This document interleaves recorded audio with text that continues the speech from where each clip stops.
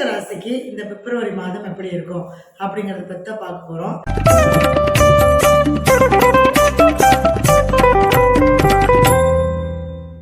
இந்த விருச்சிக ராசி நேயர்களுக்கு பாத்தீங்க அப்படின்னா செவ்வாய் வந்து 2ஆம் இடத்துல இருக்காரு, நல்ல ஸ்தானத்துல இருக்காரு. முதல்ல ராசிநாதன் நல்லா இருக்காரு, அதை நம்ம எடுத்துக்கணும். அப்ப நம்மளுடைய பேச்சு, நம்மளுடைய குடும்பம், இது எல்லாமே ஒரு மகிழ்ச்சிகரமான ஒரு சிறப்பான ஒரு அம்சமா இந்த மாசத்துல உங்களுக்கு இருக்க போகுது. சரிங்களா? அடுத்தது 2ஆம் இடத்துல இருக்கிறதுனால இந்த மாசம் நிறைய பண செலவுகள் அதிகமா இருக்கும்.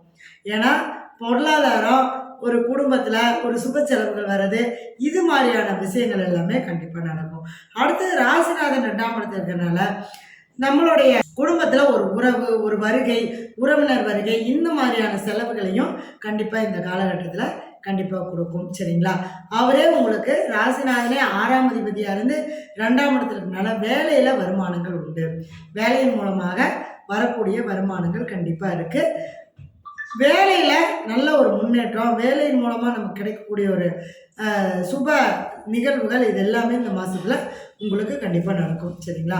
அடுத்த பாத்தீங்கன்னா இந்த 2ஆம் அதிபதி 5ஆம் அதிபதி குரு பகவான் 6ஆம் இடத்துல கொஞ்சம் பணம் எவ்வளவு வந்தாலும் தங்காம செலவா போயிடும். குழந்தைக்கு செலவு பண்றது, குழந்தைகளுக்காக செலவு பண்றது, குழந்தைங்களுடைய திருமணம், படிப்பு, கல்வி, வேலை, இந்த மாதிரி குழந்தைங்களுக்காகவே முழுக்க செலவு பண்ற மாதிரி ஆயிடும். அவங்களுக்காக கடன் வாங்குற சூழ்நிலையும் கண்டிப்பா இந்த காலகட்டத்தில் கொடுத்துக்கிட்டு இருக்கும். சரிங்களா? பயப்பட வேண்டாம், கடனை கட்டிடலாம். அடுத்தது 3, 4ஆம் அதிபதி சனி பகவான் பார்த்தீங்கன்னா 4ஆம் இடத்துல சனி பகவான் வந்தால் ராசிக்கு அர்த்தாஷ்டம சனின்னு சொல்லுவோம். 4ஆம் இடத்துல அவருடைய வீட்டில் தானே ஆட்சியா இருக்காரு அப்படின்னா கண்டிப்பாக அவருடைய வீட்டில் தான் ஆட்சியா இருக்காரு. அதனால உங்களுக்கு என்னன்னா தாயாருடைய உடல்நிலை, தாயார் சம்பந்தப்பட்ட உறவுகளில் தான் சில பிரச்சனைகளை கொடுத்தாலும் நிச்சயமா இந்த சனி பகவான் உங்களுக்கு 2 ஆண்டு காலத்துக்குள்ள ஒரு சொத்தை உருவாக்கி கொடுத்துட்டே போவார். அதுல எந்த விதமான மாற்றமும் இல்லை. ஆரம்பத்துல நமக்கு என்னடா, எங்க நம்ம சொத்து வாங்க போறோம், எங்க நம்ம வீடு வாங்க போறோம் அப்படின்னு நீங்க நினைச்சாலுமே கூட இந்த 2 ஆண்டு காலகட்டங்களை கண்டிப்பா கொடுத்தே தீர்வார். சரிங்களா? அதனால நீங்க மைண்ட்ல வச்சுக்கணும். அதுக்கான எஃபெக்ட், அதுக்கான முயற்சிகளை நீங்க கண்டிப்பா போட ஆரம்பிங்க. ஓகேவா? அடுத்தது 5ஆம் இடத்துல ராகு.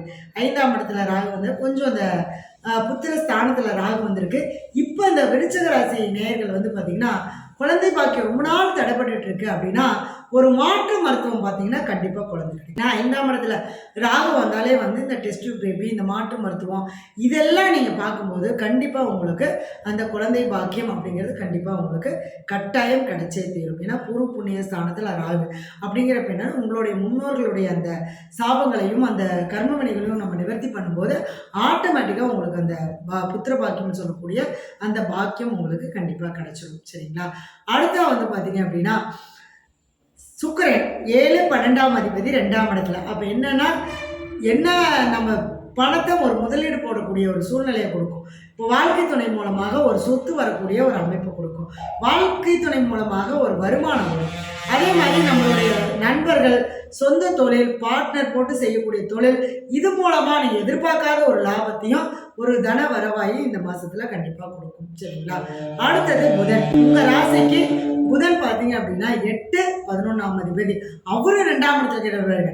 அப்ப 8ஆம் அதிபதி 2ஆம் இடத்துல இருந்து 8ஆம் இடத்தை பார்க்கறதுனால திடீர் அதிர்ஷ்டம், இன்சூரன்ஸ் மூலமா பணம் வர்றது, இல்ல ஏதாவது ஒரு எதிர்பார்க்காத ஒரு பண வரவுகள், இது எல்லாமே இந்த மாச காலகட்டத்தில் உங்களுக்கு கண்டிப்பாக கொடுக்கும். அதே மாதிரி ஆசைப்பட்ட விஷயங்கள் அடையிறது, ஆசைப்பட்ட விஷயங்களுக்கான முயற்சிகள் எடுக்கிறது, இது மாதிரியான ஒரு லாபத்தை தரக்கூடிய ஒரு அற்புதமான மாசமா இந்த மாசம் இருக்க போகுது. சரிங்களா? அடுத்தது சந்திரன். உங்க ராசிக்கு 9ஆம் அதிபதி 11ஆம் இடத்துல. இப்போ மாச ஆரம்பத்திலேயே நமக்கு என்னன்னா நல்ல ஒரு தான தர்மங்கள், கோயில் வழிபாடுகள், ஆலய வழிபாடுகள், இது மாதிரியான விஷயங்கள் எல்லாமே ரொம்ப சிறப்பு கொடுக்கும். சரிங்களா? அடுத்தது இந்த 11ஆம் இடத்துல கேது, 10ஆம் அதிபதி சூரியன் மட்டும் பார்த்தீங்க அப்படின்னா 3ஆம் இடத்துல இருக்கிறாரு.